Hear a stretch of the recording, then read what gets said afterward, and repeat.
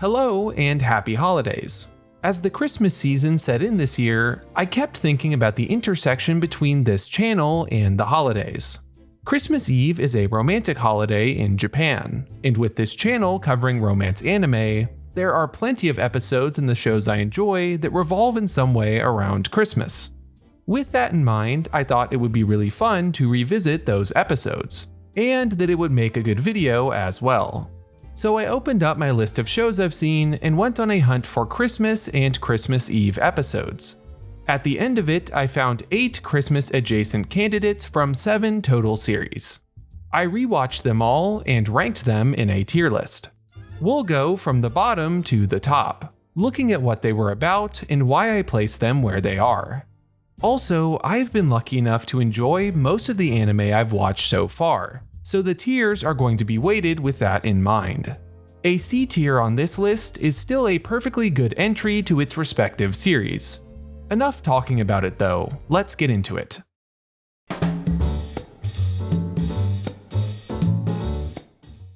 Senpai is an Otokonoko is most definitely the least popular show we're covering on this list.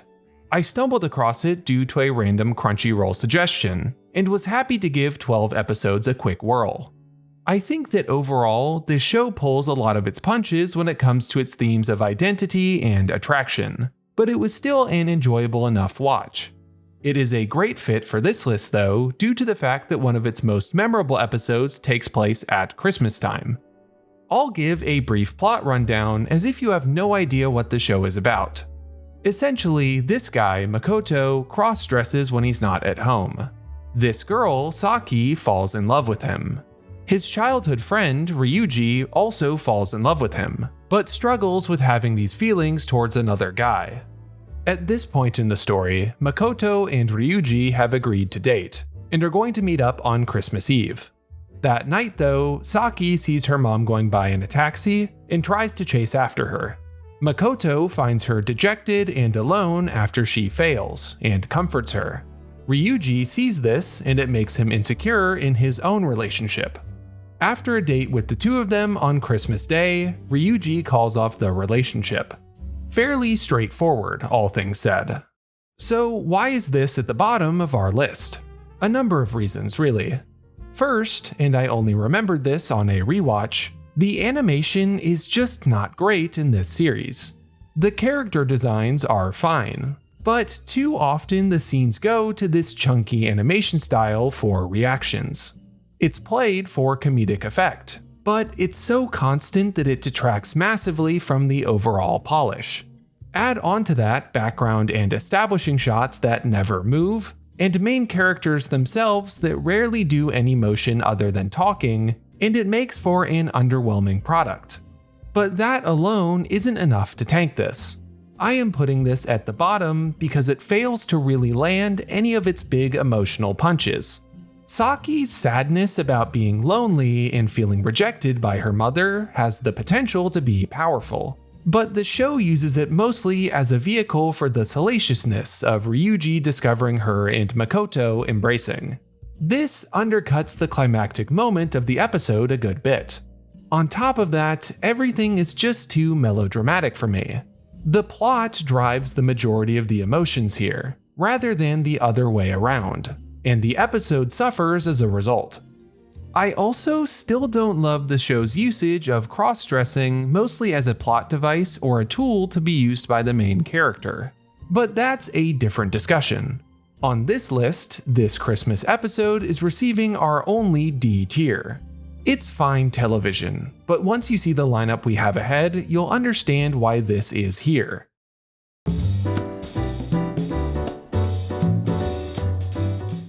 Okay, so this is the only entry to the list that really stretches the rules. Spy Family Code White is not expressly a Christmas movie, but it is incredibly Christmas coded. Winter wonderland, holiday markets, warm lights in the evening. Throw on a story about the importance of family, and this is a shoo-in, so I hope you'll forgive its inclusion. I wanted Code White on this list too for a very specific reason.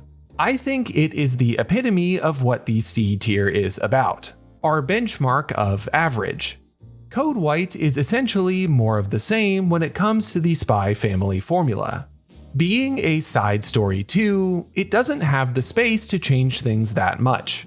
What we're left with is a story about one of Lloyd's missions that invariably ends up dragging the rest of the family into the mix, with the three of them getting up to hijinks while trying to hide their true identities from each other. Sound familiar? Of course it does. That's like the whole idea of the show.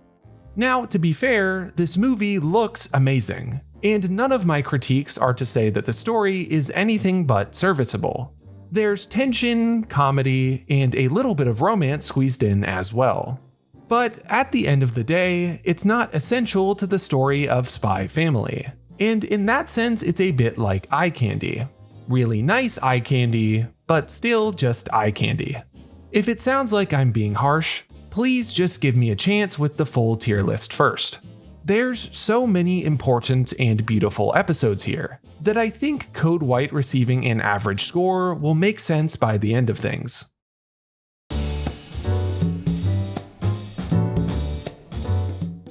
If you haven't seen I Have a Crush at Work, I highly recommend it.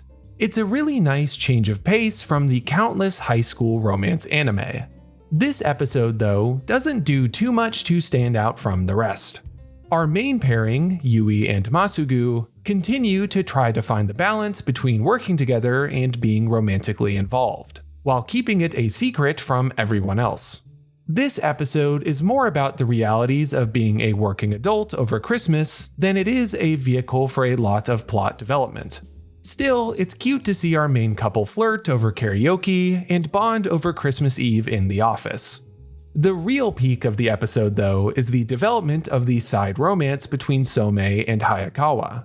Their story is bubbling away here, juggling Hayakawa's anxiety over liking a coworker with their clear chemistry. The final scene of the episode, where the two of them exchange contact info and Hayakawa finally admits her feelings to herself, is an awesome note to end on. The beauty of this anime is that it doesn't try to do too much, and this is another example of that. However, when it comes to ranking Christmas episodes on their merits alone, this one is landing in the C tier.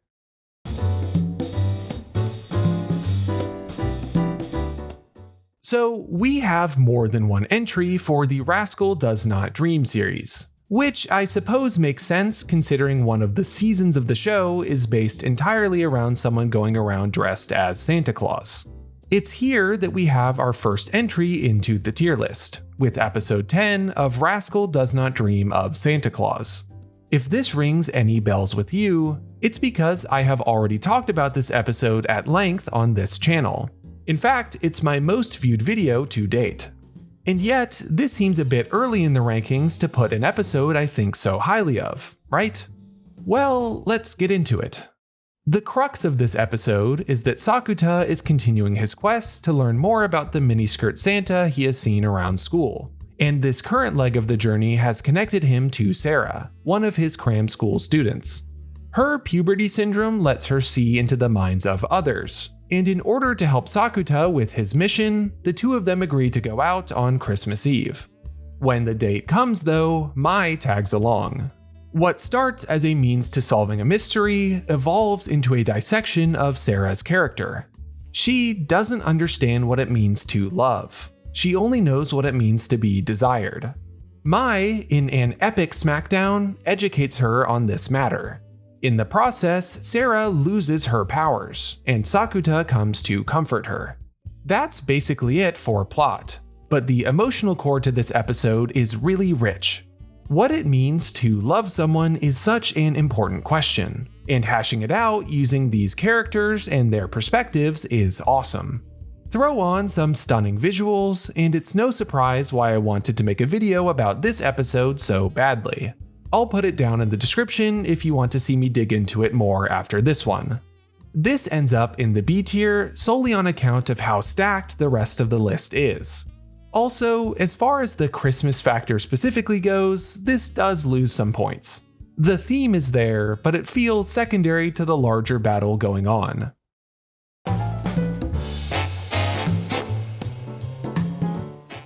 We need to start here with a key distinction. A lot of Season 2 of my teen romantic comedy snafu revolves around the planning and execution of a Christmas party. It's technically in episode 10 that this event actually happens, and it has its own merits. The gang even gets together on New Year's later in the episode. But I want to highlight the episode prior as our entry into the tier list. Though the episode may not take place on Christmas Eve, it feels more Christmas themed, with the group going to Destinyland during the holidays. The wintry weather, the chilly outdoors, to me this is a better representative for the series. And that's before we even get to the content. This episode follows the big climactic moment between our main three characters, where they agree to open up to each other again. Following that up is a big task and a venture into the true unknown. What I love about this episode is that it sets out first and foremost to tell us that even though our friends are back together again, that doesn't mean anything else is resolved. There is so much tension in this episode, the love triangle continuing to percolate at every turn. The moments that Yukino and Hachiman get alone on the ride really plant the seeds of their eventual romance, and also continue to develop Yukino as someone on a desperate hunt for her identity. This anime is defined by emotionally dense dialogue, and this episode is a prime example of that. So much said with so little words, every glance and gesture adding to the mix. And then to end it with Hayato's rejection of Iroha is a final injection of drama. This is Oregairu firing on all cylinders, which is why it lands in the A tier.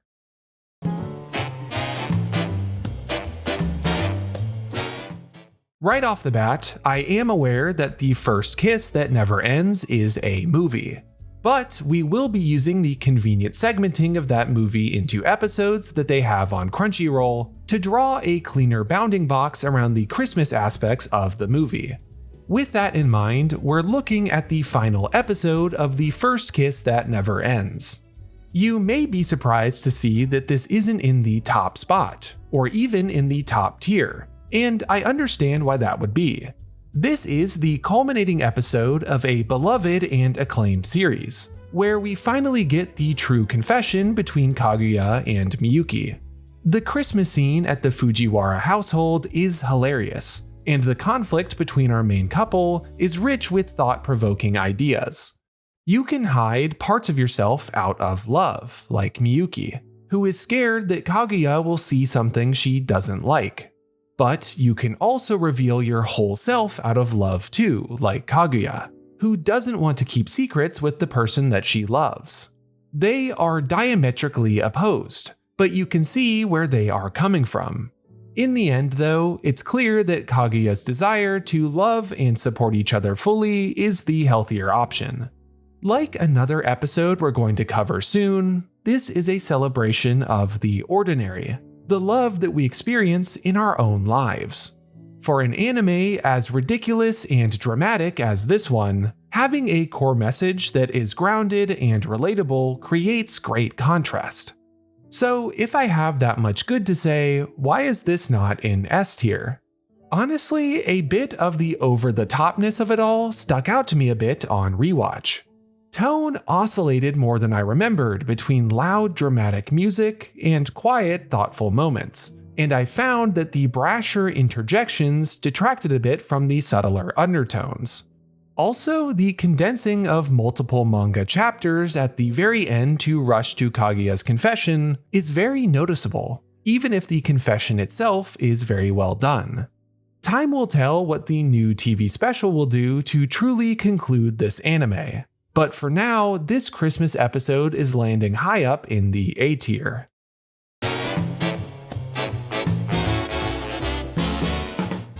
Here we have the second entry from the Rascal Does Not Dream series. Rascal Does Not Dream of a Dreaming Girl is the first movie in the series, and this is a titan to be contending in the humble Christmas anime tier list. This film is a truly amazing thing. It will be impossible for me to properly summarize its plot in any reasonable amount of time. But essentially, Sakuta goes down a rabbit hole after realizing that there are two different versions of his first love, Shoko, a middle schooler and an older version of her. From this initial thread, things unravel into a story spanning multiple interconnected timelines, where each decision comes with a price. The entirety of the plot revolves around a fateful Christmas Eve, where someone dies. I say someone because it changes with all of the time travel. The scenes where Mai is dead and Sakuta's eventual journey back to her are intensely affecting, a love story told across space and time.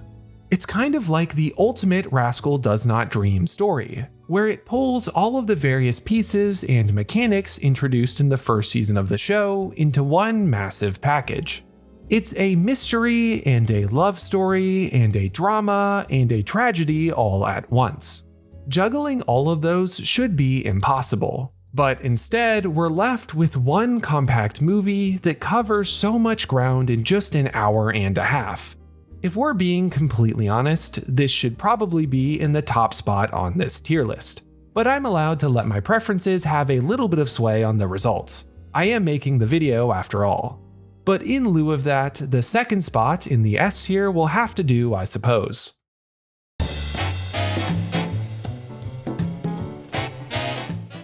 I mean, what's not to love here? This is the culminating moment for one of my favorite anime ever. Horimiya is a celebration of the quieter parts of romance, the love stories that we all live out in our real lives. Separating Hori and Miyamura at Christmas because he needs to help his family's bakery is a key example of this. We get to see Hori be bummed out, but she never tries to step in and stop him. Even with these restrictions on their time together though, love still finds a way to blossom. On the walk back to the bakery, Hori expresses her desire to stay together after they graduate. Miyamura counters by saying that they should get married. They are so intensely themselves in this scene, the opposites that fell in love. And then work pulls Miyamura away again. The post-credit scene, with the two of them at the shrine on New Year's, is the perfect ending. It's kind of weird, you know? You're the last person I see this year, and the first person I see next year. A wonderfully succinct encapsulation of how love persists through change. Beyond just the Hori and Miyamura stuff though, this episode is the show firing on all cylinders. The first half is all about Toru and Yuki's relationship finding a landing place, and thrives in the gray. Resolving tension like this, choosing a quiet conclusion to their affections, is the perfect foil to what we get between Hori and Miyamura later. Just because there isn't a grand confession of love doesn't mean that these two don't love each other just as much. And the vignettes with other characters completes this holistic depiction of how we care about each other. For a show that's already all about love, this episode is the epitome of that. It's funny and sweet and deep and thoughtful and just plain great. Top of S tier. And that ends this tier list of anime Christmas episodes. I'll put the full tier list on screen while I close things out here, so you can see everything in context. It's fun to see how centralizing Christmas is to romance anime like this, and how many great episodes all land around this one day of the year. I really do hope that you enjoyed the video today. This is the longest project I've made thus far, and I had to do a big crunch to get it out just in time for the holidays. With that in mind, if you've made it this far, a like and a subscribe would go a long way, as would hitting the hype button on the mobile app. I'm SlamAnime, and I will see you next time. Merry Christmas and Happy Holidays.